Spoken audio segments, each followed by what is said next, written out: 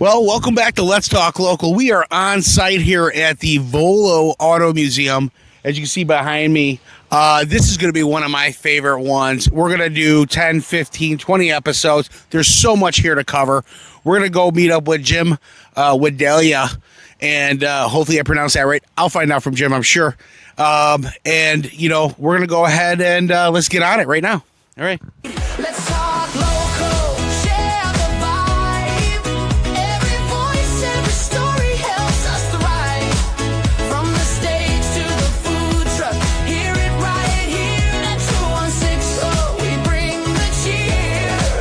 Listen global, feel the pride. Local passion that we won't hide. Every episode a brand new ride. Let's talk local, come be our guide. Hear the local business shining bright. Stories of struggle, stories of life.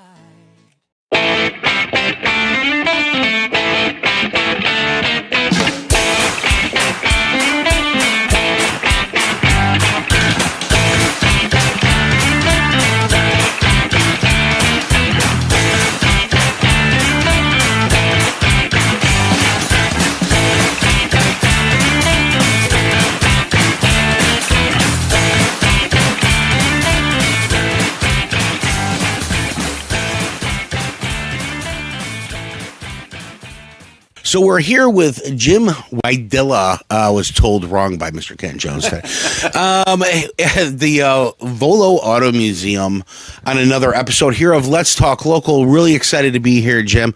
You know, first and foremost, how long have you been here? About 3.5 years. I like that the train horn or the Titanic horn goes off right as you were talking.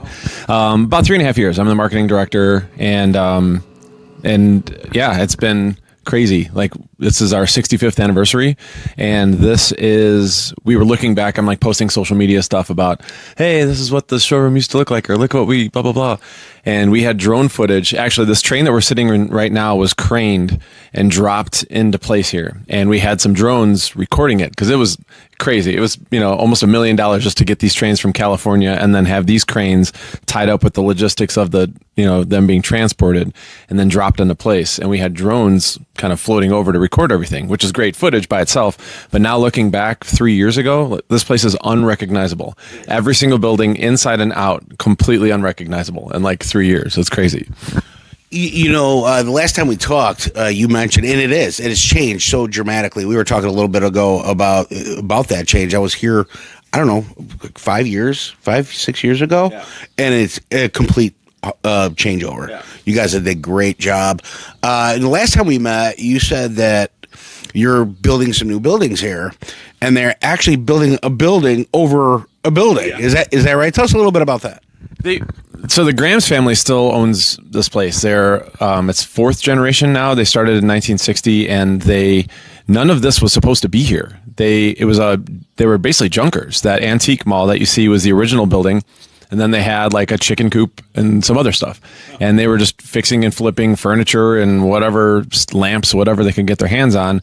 And the founders were kind of flipping it. So, or on their off time, they'd go to these old farmers' lands. They'd see an old Model T or Model A, and most of the time they just give them away because they were kind of pieces of crap. And they would just take it and basically fix it and then keep them. They just had a collection. It was not a museum. They were not trying to sell them. This was kind of like their hobby.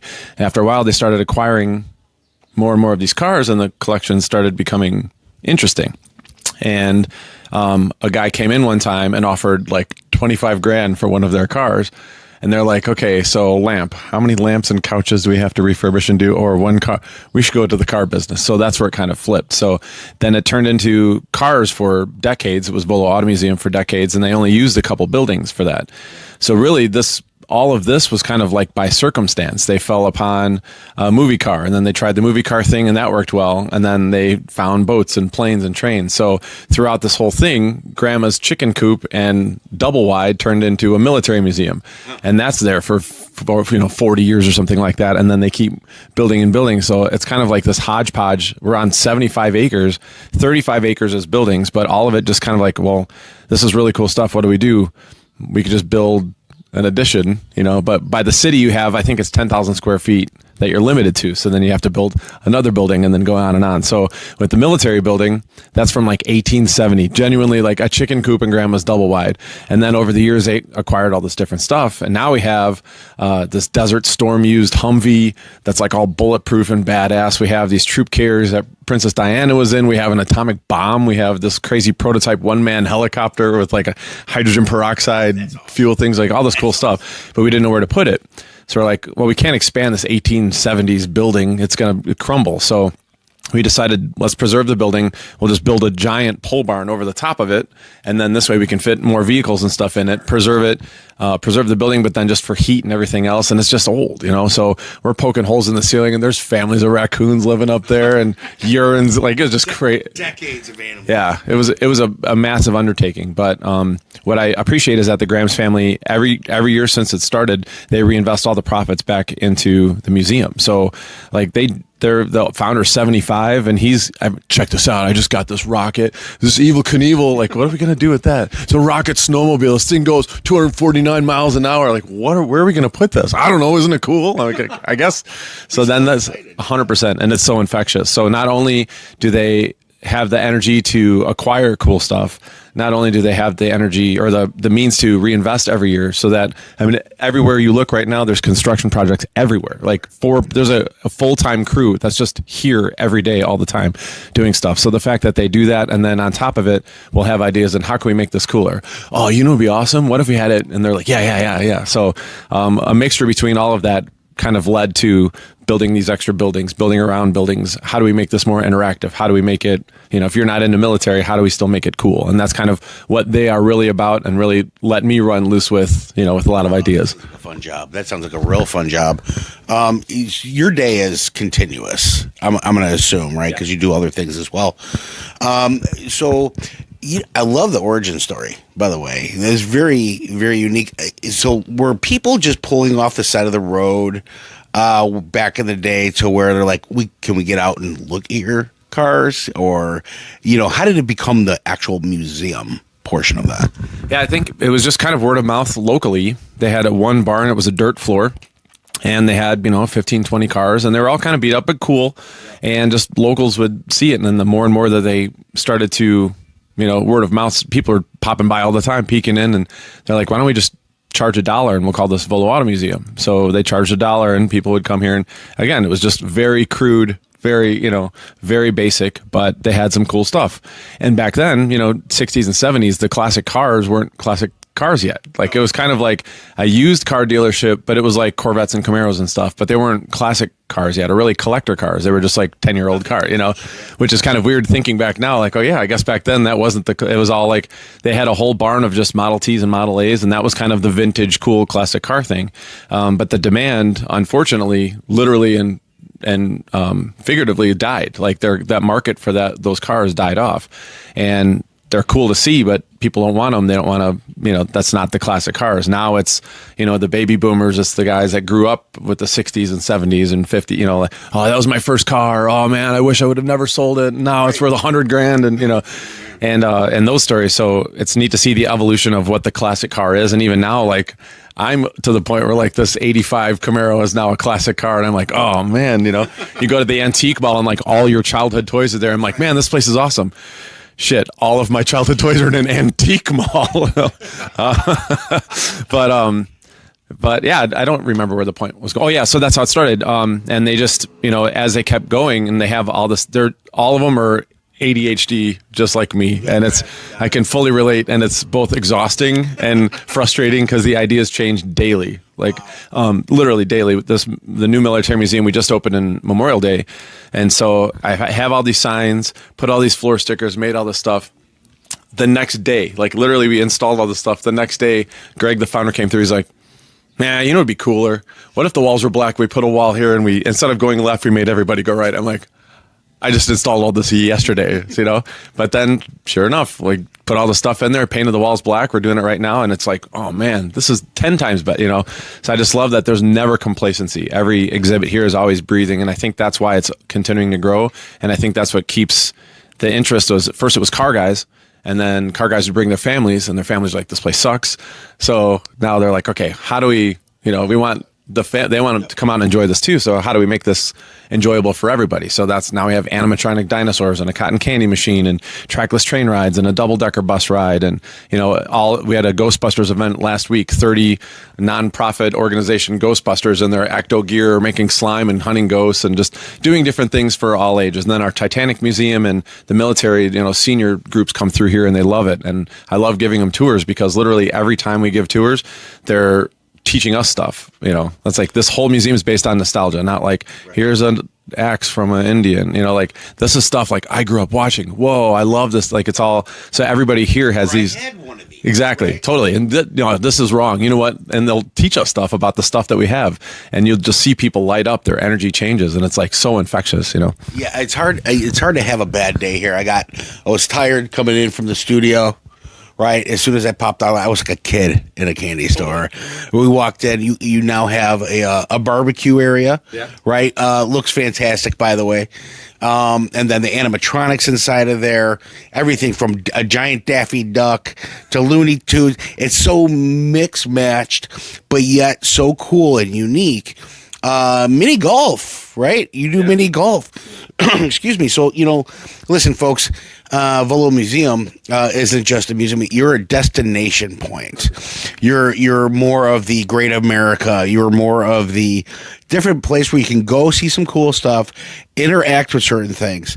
And I mean, you're holding like three of my cars here, the Dukes of Hazzard car, a couple of the Batmobiles, and I'll let you hang on to those for a while. That's fine.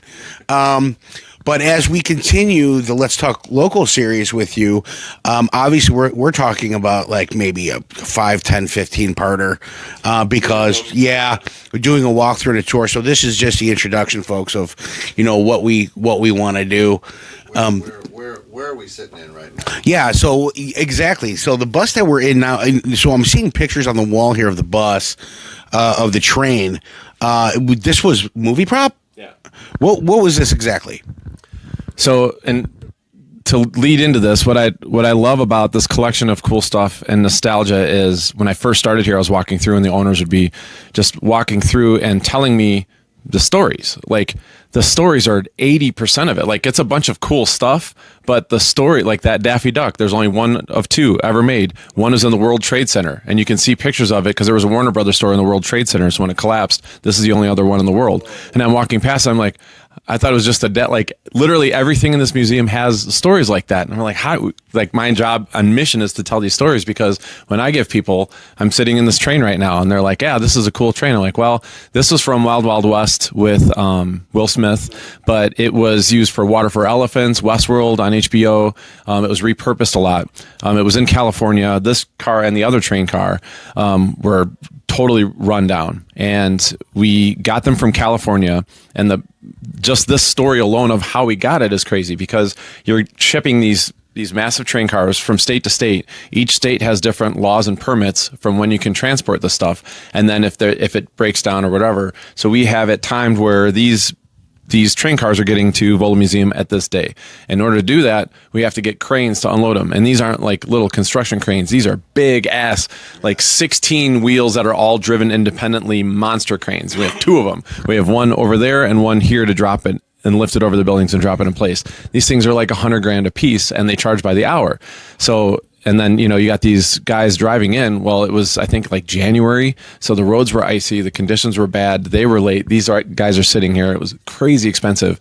And then once we got it here, it looked like crap. So now Greg, the founder, and his wife, they're in their 70s, spend all winter in here in Carhartts, finding those curtains, finding, some of the stuff is actually from the movie. And a lot of these curtains, these fixtures, he had custom made, true oil, like not props. This is the real deal stuff. And he really like spares no expense to make it look exactly how it did in the movie. And then, the story behind what these were. Before there were private jets, there were luxury train cars. This is how the wealthiest of the wealthy back then, this is how they traveled. So there's so many levels and dynamics of storytelling between this is cool because it's a movie train. You know, I remember this cool train, and then you have the story of how he even got it. And when you see some of the pictures, I have it on YouTube on our channel, but it's insane. Like this, it's a monster. And then laying the tracks and make sure it's right. And then the other train that we have out in the field is a Jupiter train that was used in Lone Ranger with Johnny Depp. It still has like the bullet holes in there, but just to train all the stuff and lay the gravel and get the permits and get, you know, everything set. And there's so many moving pieces, and every one of those pieces is crazy expensive. So if you're not lining it up perfectly, you know, it's crazy. You could literally live in here. This is Yeah, and to this day, we have vintage campers from like the 1920s and 30s. We have 10 of them, I think. I would totally go out at any point now, and like they're just done up right. They have an awesome bar, a little card table, all the furniture's cool. It's like wrapped in leather. It's like total baller stuff. It's like 100 years old. It's crazy. Well, that's I would hate to see your insurance bill. It's so. Side note, I don't know if it's from the LA fires or whatever. Around, this is just between us. Okay, don't tell anybody. Our insurance was about. You're recording this whole time. So the insurance. We've had the same insurance company forever, and it's around $500,000 a year. It's about $250,000 a year to insure everything. They went through this year, readjusted everything, and it's they bumped it up to $850,000 just for insurance, and they're like limiting. Yeah, it's crazy. So I don't know if this is just like what they're doing to all businesses, or it's not like we have liabilities and take this stuff. Well, we have a couple monster trucks and other things that we're trying to get, but outside of that, you know, it's crazy how to keep this going, like to keep the lights on and keep this staffed. Like it's when people are like $25 for the whole day, like, yeah, go to a movie. It's $25 for, you know, you're having an entire day here. But do you understand? Like there's a full-time maintenance crew that's just fixing, like all these animatronics are working, all the vintage arcade machines and the kiddie rides. Like we could just keep all that stuff static and it looks cool and you could learn about it. They're like, no, man, we want you to hear it and ride it and listen to it and watch it and experience it, so that if you grew up with it, you're going to get that nostalgia. And if it's a kid, you know, it's all screens and iPads now. So they're actually watching these animatronic things. They're blown away by it, you know, like that's more important, but it costs a ton of money. People don't understand, like outside of just employees and electric bill, like it's almost $1 million a year. Think about that. That's crazy just to insure it, just in case something happens. So like I'm looking at all of our budgets and how to do this. And it's like, you know, it's mostly funded by car sales, but now like, you know, the museum admission's starting to come up, but just all those factors and expenses, like, you know, it's a lot of money. And the fact that they just keep doubling down on it and they keep buying more stuff and acquiring more stuff and fixing more stuff and painting more stuff. And, you know, this is crooked. Let's just blow it out and make it nice. You know, let's do it right and make it clean and make it, it's kind of like it started as a redneck Disneyland. And now it's more of like this Willy Wonka Disneyland, Midwestern, you know, ADD Wonderland thing. So. Wow. Yeah. You know, when you obtain a new car, and first of all, $25 a person is not. That's not bad. You know, I spend $120 right now to get 2 bags of groceries. Yep. So if you're going to go out and experience some, go price out. I mean, listen, Disney World alone, a pop is like $25. You know what I mean? You know, not down in Disney World. Don't cancel us. But, you know, literally, so you have package deals too. And I think there's a tiered package or a membership package that you could do where you can probably come all year and everything else. And it probably is a scaled down pricing because you're doing it based on, you know, a day's admission or like for the year kind of, right? So really not that big of a deal. Let's talk about a little bit on the auto side a little bit. So, because that's kind of where this was founded. Now you have all these cars, and a lot of these cars are movie cars. A lot of these cars are people's nostalgia that they remember growing up. If it's like we talked about Dukes of Hazzard, or if it's a Batman car, are you on the search for cars, or do people just call you and say, "Hey, listen, we have something for the museum"? Both. It's so Greg Grams is the founder. He lives on the property, and then his 2 sons, Brian and Jay, they're like 3 partners, like a 3-headed monster. So Greg kind of oversees everything. Jay is the auto sales. He manages, that's his baby. And then the museum is Brian's baby. So they still meet and make decisions on most of the stuff together, but they're kind of independently run their own things. So Jay Grams, now we're at the point, we used to fix and flip decades ago, but we don't renovate cars anymore. We go to private auctions, or any kind of auctions or silent things, or most of the time now, because we've been around for so long, we're one of the classic collector car dealerships in the world. So we're getting cars from Switzerland sometimes. Most of our customers are in Texas, Florida, New York, so they're all over the country. And what's great about that is that we have such a massive online presence. Every car that we get, we make a 13-minute video. Jay Grams himself goes through everything as transparent as possible. All right, there's a little bubble here. The lines don't, if you're spending 80 grand on a car, you fly out from Texas and you're like, what the hell? There's cracks in the, there's a missing blah, blah, blah. So they try and be as transparent as possible. We take 80 pictures. We do as much as we can. We have a team of mechanics here. There's a shop on site. So when a car comes in, no matter what, they're adult Hot Wheels. They're ridiculous, but they still are 60-year-old cars. So they go through and they just check, make sure they're safe, brakes and just all of the gears, make sure all the gauges work and everything. And most of the time they do. Sometimes we get some that, had a couple smoke and mirrors and we get a little screwed on, but for the most part, they're in pretty good shape. Jay's been doing it so long now that he can go on there and you'll be surprised what you can find on eBay Motors and Facebook Marketplace, and then there's auction sites. There's a tight-knit group like the Meekums and stuff. So when things hit auction, and obviously we sell about 1,000 cars a year. So we're turning and burning a lot of the stuff. So any auctions or any serious collectors, he usually gets a call and is invited to that kind of stuff, or get emailed a list. Here's the kind of stuff that's going on. Are you interested in any of this? And then we have transporters coming basically on a daily basis, either delivering cars or dropping cars off. So it's a 2 salesmen, like 4 mechanics, 3 guys that kind of run the cars around, a couple detailers, and that's it. And it's like basically running this whole operation, which is crazy. Oh my God.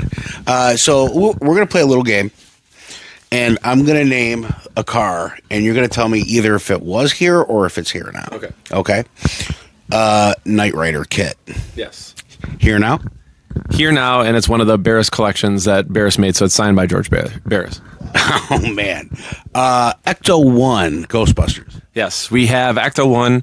It was screen used for a different movie through Sony. It wasn't one of the actual ones. There was only 2, and I think both of those are at the Peterson Museum in L.A. But we have about as full of a replica, or as exact movie correct replica. Supernatural Impala. That's funny because once in a while I'll post like, what cars would you like? And that's one of the more popular. It's a big following, especially right now. That's never been here. No, never been here. Okay. Oh, I got one. Let's see. DeLorean Back to the Future. Yes, we have it's not from the movie. That's also at Peterson in LA, but we have one that was built by the studio. So it's an exact studio built replica for like promotional purposes and stuff like that. An original Dukes of Hazzard car. Not an original. We have the most authentic and original. Okay. The very first season was shot in Georgia. They only made 6 General Lees.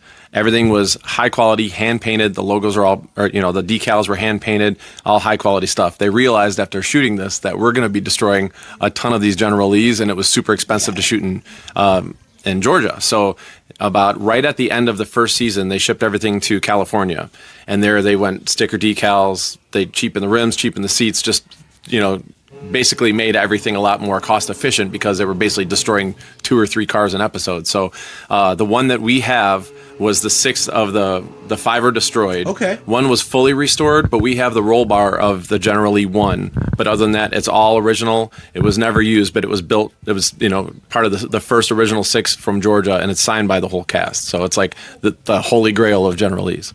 Wow. Any Mystery Machine, Scooby-Doo. Yeah, Mystery Machine from the movie, not obviously from the cartoon, but that would be awesome if you had them.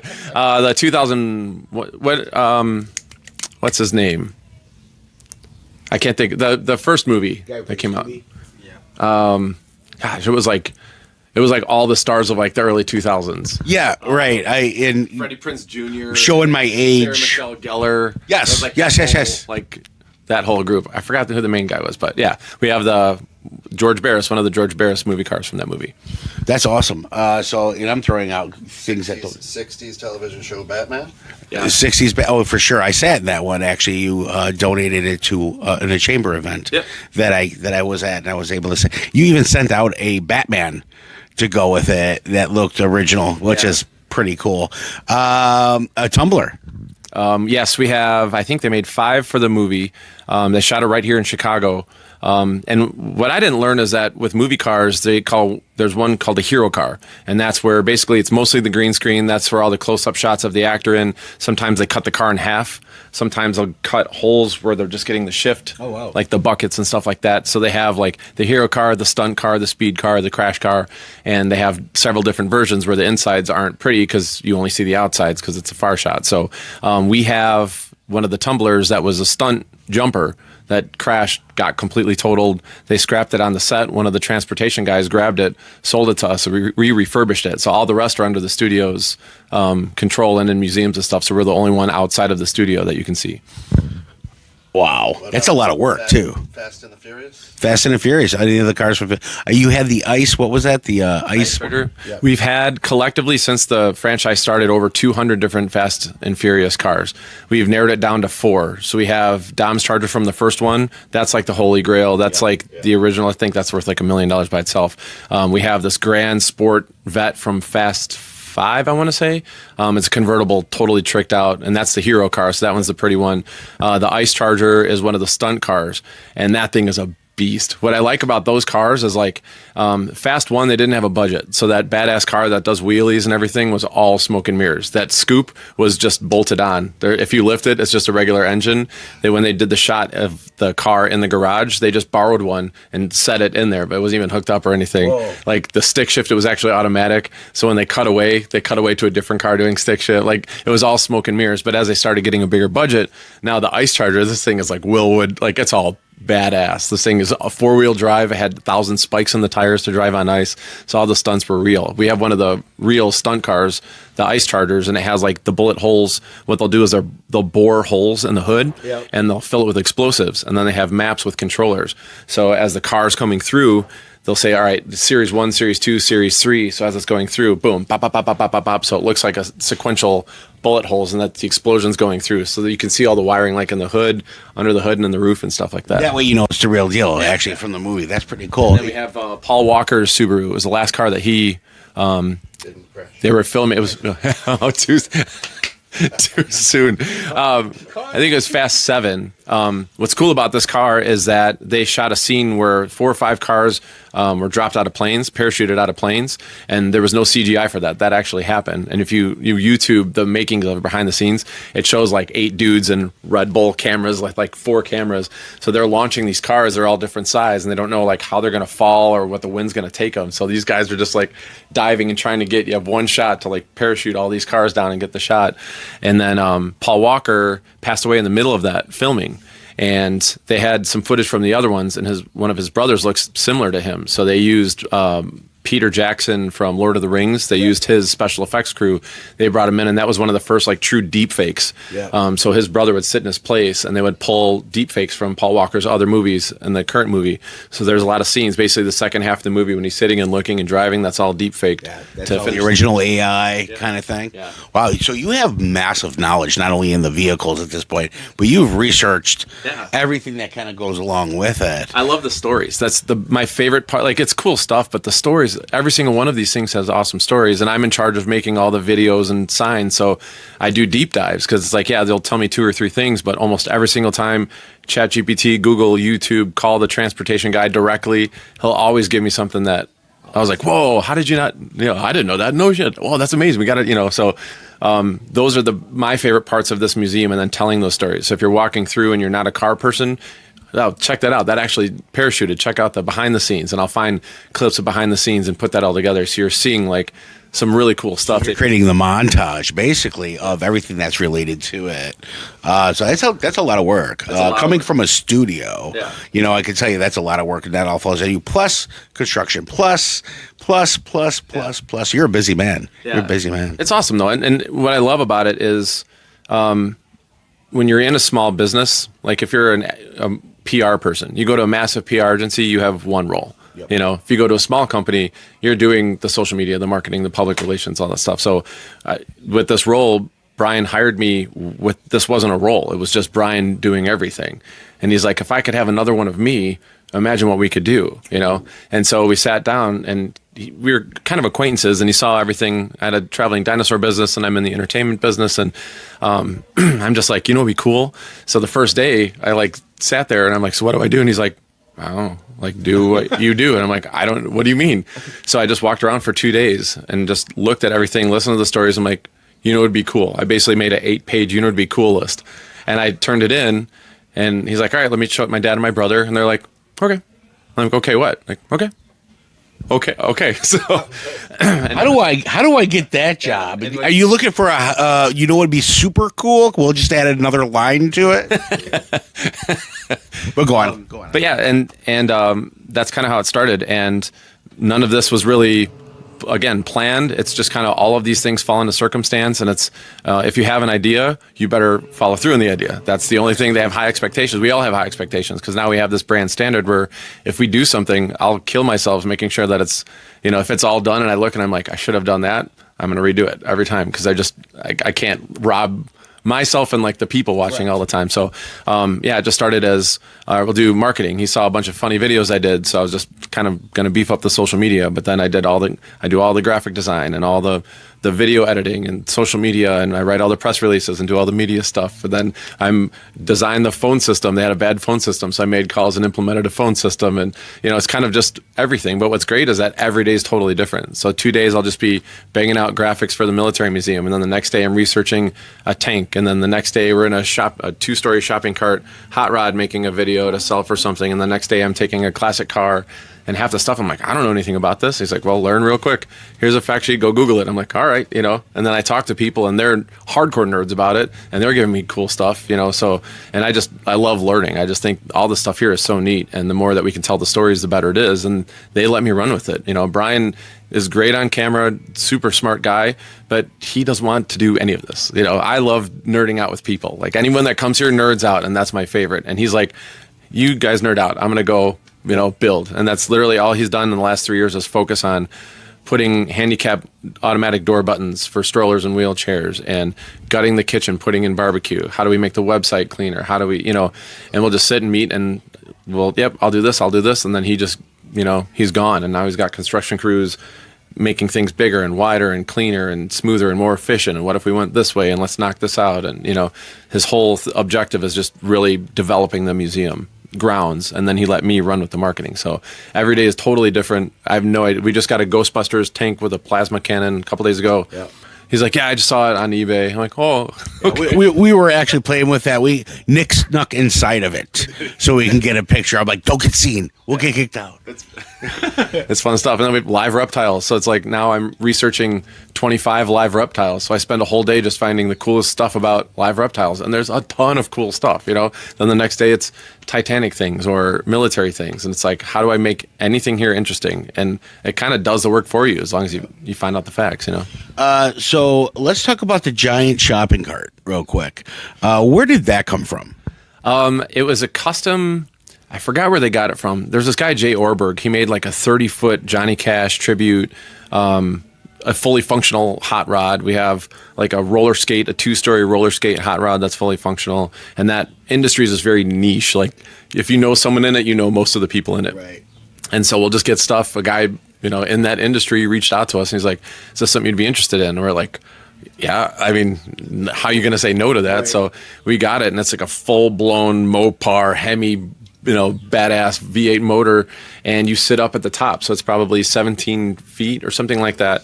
And the top, and it's on shocks. And we paved in the last year, we ran electric out to the other 30 acres, and we're doing tours out there, but it was gravel roads for the first couple of years. So it was a little rough. And our lead mechanic, you know, I took it on. I'm like, I have to ride this thing.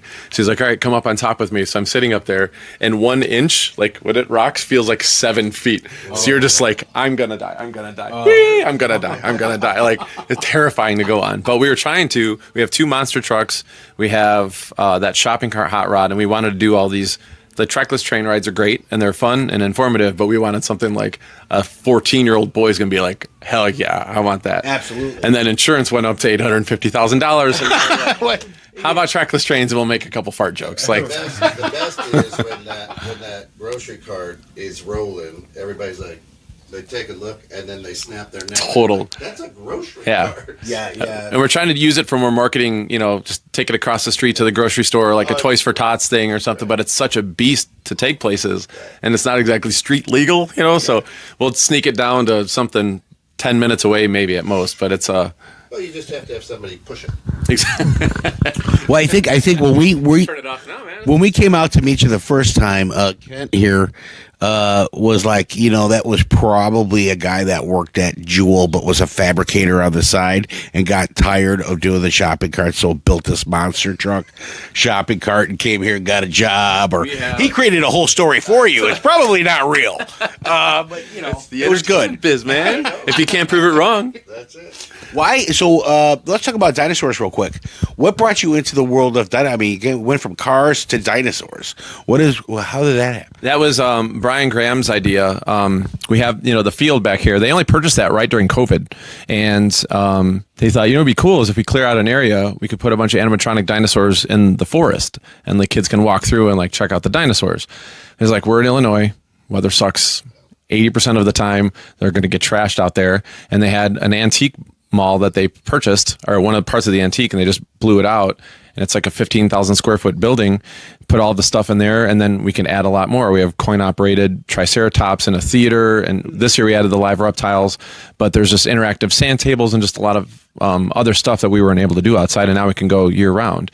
We have the mini golf course and the playground and some other things outside, and it's great because for stay-at-home moms or during the summer, it's $25 for adults, but it's like $14 for a kid. And now we have a new annual pass for any ticket for $10 more, you get a whole year free admission. So for, $25-$30, my kid, this is a total like $50 basically. I can take my kid here for an entire year.